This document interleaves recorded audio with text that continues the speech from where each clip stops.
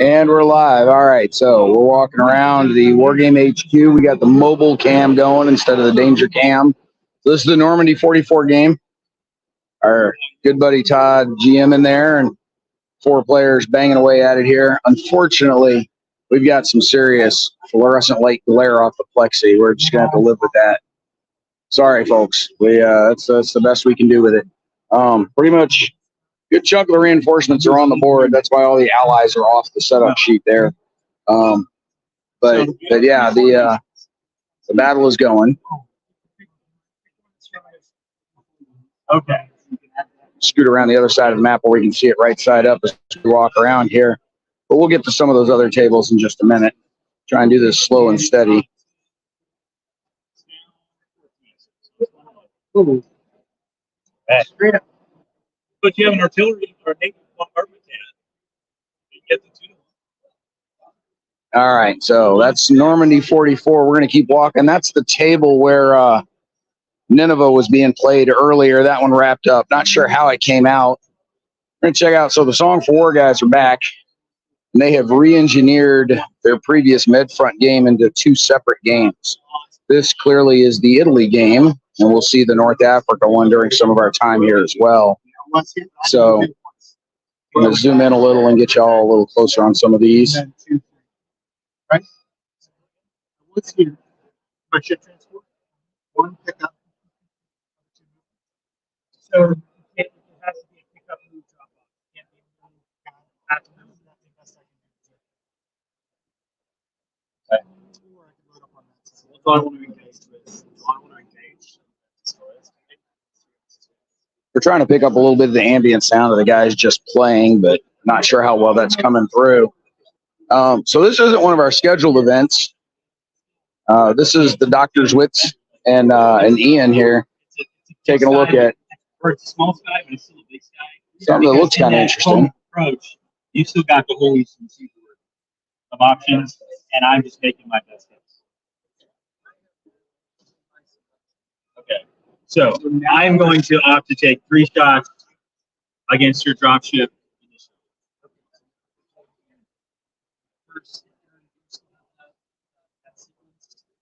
All right. So the fun phase is done. The first thing is you get a chance to do 2 shots.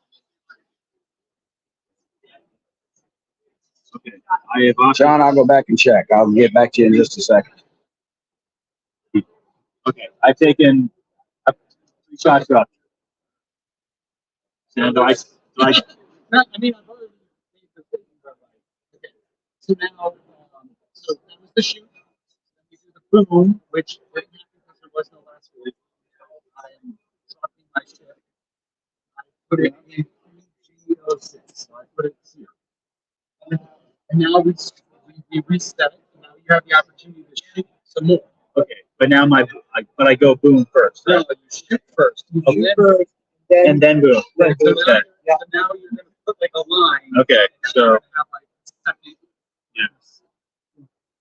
And then I'm going to drop, but this you cannot drop. Cannot survive. John, let's go back and find an answer to your question here as we sort of smooth our way around the game here. Hey guys, we had a question from the audience of what day in June are you on right now? June 8th. Okay, John, they're at June 8th. So, yeah. The landings were phenomenally successful. Hey, that is contrary to every Omaha Beach landing I've ever attempted. So, all right. So June 8th. There you go, John. All right, we're going to walk around. So here's our command post exercise going on. The voice of God.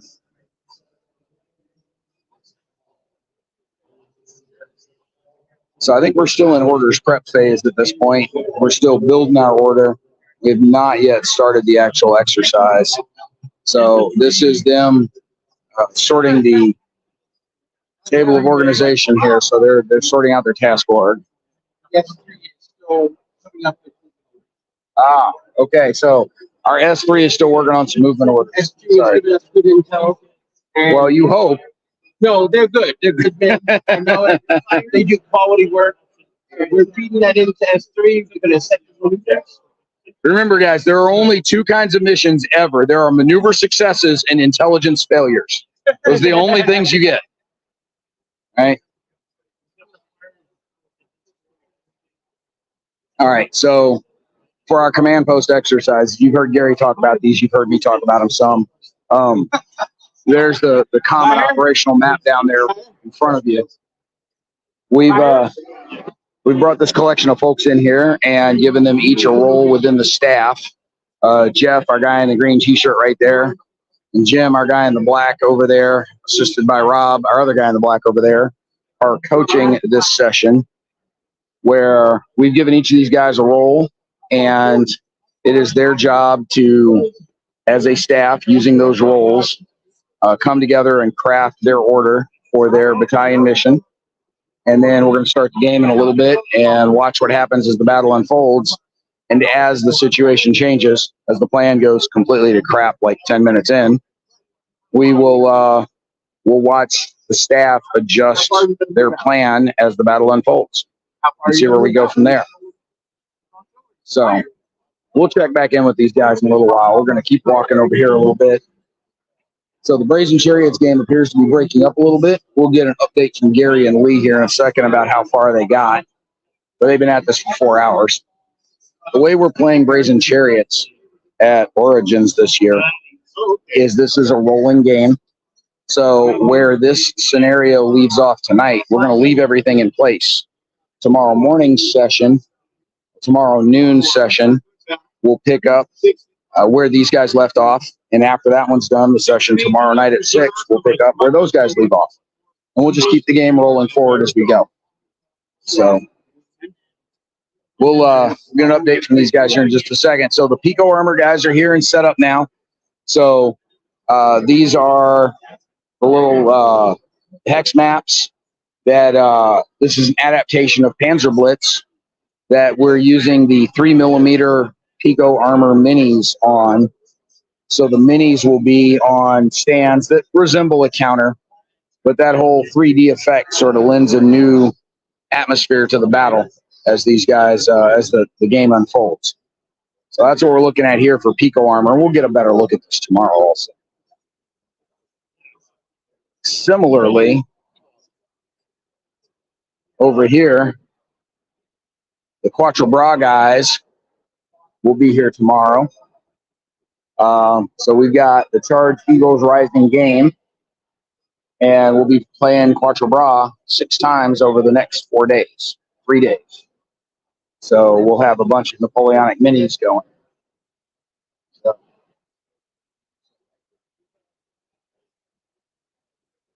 right, let's get back over here to Brazen Chariots and see if we can't get an update.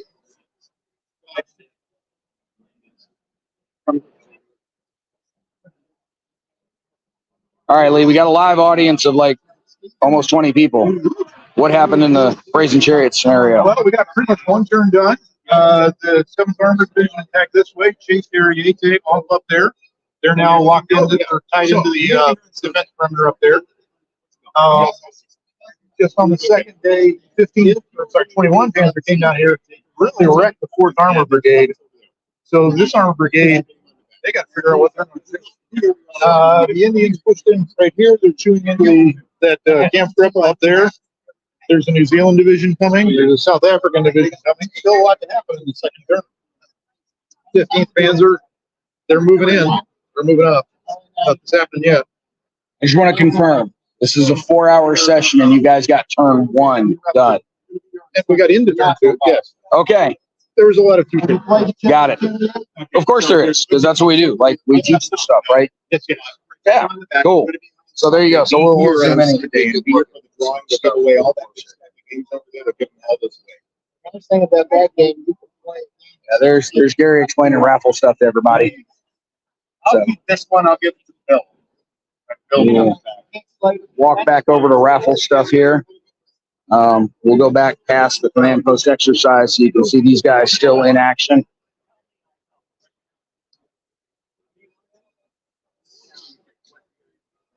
All right, so our stack of raffle games, we'll get up a little up close and personal here so you can see everything we're raffling out of here.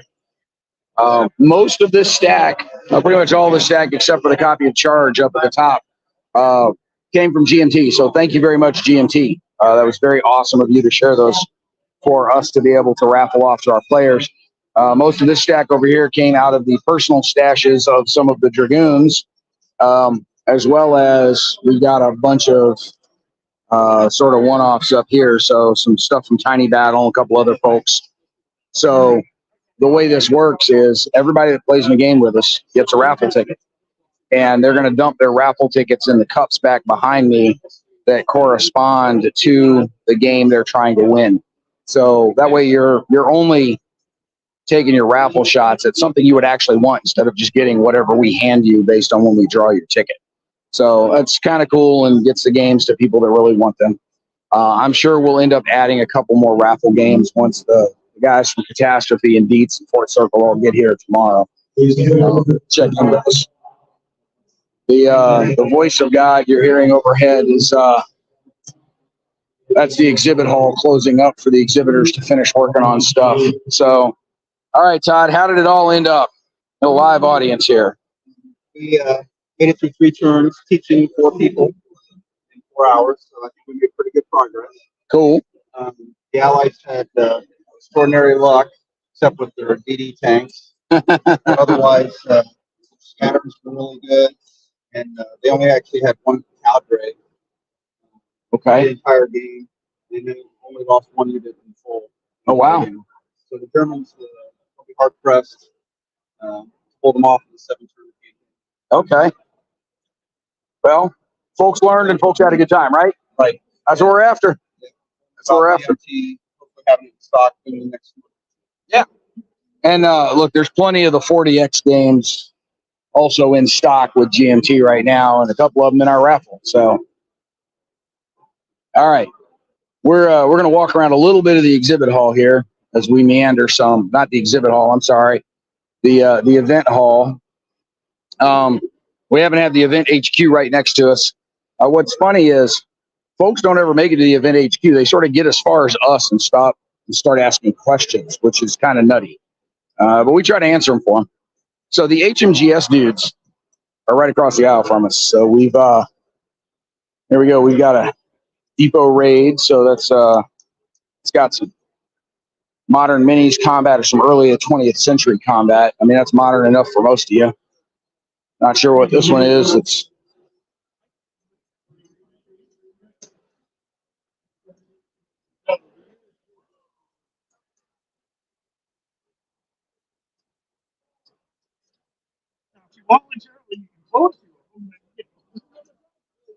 some tank fights going on there.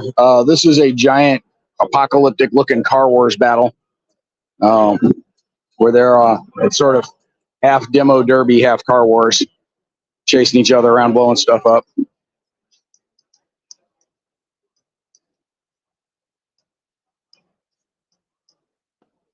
Behind us, we got some space combat going on here. Folks, if you got any other questions, comments, things you want to know about, throw a note in the chat. I will try to get them answered as best I can while I'm walking around here. Across the aisle from us, the other direction, we've got the Ohio War Kings. These guys do a lot of Kings of War games. So there's a Kings of War Armada and a regular Kings of War. This is a fantasy minis battle game. If you like buckets of dice, this is your game. You walk over and you're sort of listening, and it's, so yeah, you need to roll 20d6 and then re-roll all your 3s. It's the kind of stuff you'll end up hearing from these guys. NCG's got some fun stuff over here. They're the guys that had the auto duel games going, but they've also got Smurf Battle and Smurf Wars. And so there's some of the Smurf Wars going on. So we'll just walk on by and take a quick look. All right. The Rogue Judges tend to run a whole lot of different events. Very organized, very well-run team here that does a lot of Eurogame stuff. So if that's your jam, this is a great team to play with. They've got a small library back there. A handful of these folks are cabbies, not all of them, but they do a really good job of organizing and running a lot of different Euros and more popular games like this. So it's a lot of Wingspan on the table tonight. They've got Mansions of Madness coming in the next day or so. The Crokinole tournaments have been going like crazy. They've had 40, 50, 60 people in that booth the entire time playing full tables of Crokinole for a while now. All right, we're going to wander back over to the Dragoons booth. John, I've not seen any double blind games of flat top. There's not going to be any out here in the organized play because I didn't see any in the schedule. That said, way back in the back of the room, and we'll walk around there in a day or so, is the open gaming area. Somebody might have set one up back there. It's entirely possible. I haven't seen one, but that doesn't mean no. So here we are back at the Brazen Chariots table. And we'll walk on around. So this table, unoccupied right now. Tomorrow we'll have the 10K games guys set up on there. And then Decision Games will be making an appearance on there with us as well. Those blue tablecloths over there where Fort Circle games will be set up tomorrow. Right now, we're just using it for Dr. Witz to show off something with Ian. Those of you that know the Littoral Commander game, that looks a little familiar. The one with the red raffle cups on it right now is where we will have Bruce and Fred doing Air and Armor tomorrow. So Bruce Maxwell will be with us. So we're going to stick our head over here. All right, Chris, what's happened so far? We're invading Italy. Yeah, the Axis have done a tremendous job of counterpunching with some hidden forces, and the Allies are trying to hold on to what they've got to make a move and see if they can take the campaign. There ain't a lot of Allied colors on land up there. As I said, the Axis have done a tremendous job so far. Yeah. Yeah, stand a chance to win. Pretty decent. So we're gonna pull back over to Song of War here. So, the red are the Germans, the yellow are the Italians, green are the Americans, and the blue are the Brits. So it breaks pretty easily into a 4-player game. And that's where, again, you'll notice there's not a whole lot of green and blue on shore, which generally bodes ill for the Allies. Unfortunately, I can't get the camera to zoom while I'm walking around here just in StreamYard mode. So you got to take my word for it. It ain't a lot out there.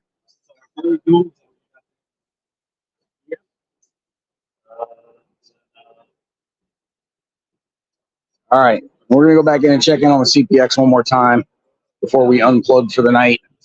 And we'll get back with everybody tomorrow with some more updates. So you could just park, instead of parking to the north here, you could park them more central.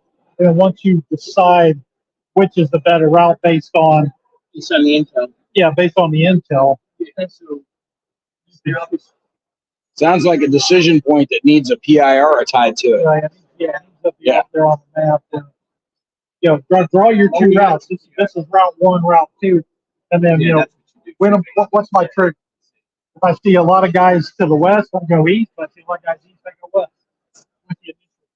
So what they're talking about is having to decide between two possible courses of action, and the way you do that, according to doctrine, is you have your two courses of action, and what you're going to do is set a point by which you have to make that decision. And in order to make that decision, you have certain information requirements. Are the enemy north or the enemy south, so that I know which way I can go to find them? Well, you need to know what the specific information requirement is. What do I need to know? And the LTIOV, the latest time information, is of value. So you need to know when you need to know that in order to know which direction you're going to go. Another example of that, like the traffic report on the highway when you're driving home, right? The latest time the information is of value to you is before you get to the last exit to get off, before the traffic is starting to stack up. So you need to know in time to pull the ripcord and get off the highway versus stay on the highway. So all those Post-it notes you've got out there are a mixture of where we're planning to move our friendly units, where we think the enemy units are, some cases confirmed enemy units. You've got some axes of approach, and you've got a couple of decision points out there. So that's kind of a mixture of friendly, enemy, and maneuver graphics all on one set of postings. So that there's a limit to how much we're drawing on the map, and we don't have the acetate to really do this the way a normal command post would. So we tend to lean on stickies a whole lot for that. So hope that kind of gives everybody a sense of what's going on here tonight. Again, this is really busy for a Wednesday night. It's a little crazy, but that's not a bad thing. So one more quick pan around here. That one's not on the schedule. They're just having fun goofing off. Song 4 is Attacking Italy. Todd just finished cleaning up Normandy 44. We'll have Catastrophe in there tomorrow, and we're going to have both some Nevsky and Maneuver Warfare in there tomorrow. Pico Armor out there in the distance, and they're just wrapping up Brazen Chariots for the night. Guys, we will see you in the morning with some additional reporting of a whole lot of stuff happening here at the Wargame HQ with the Armchair Dragoons. Thank you all. Have a great evening.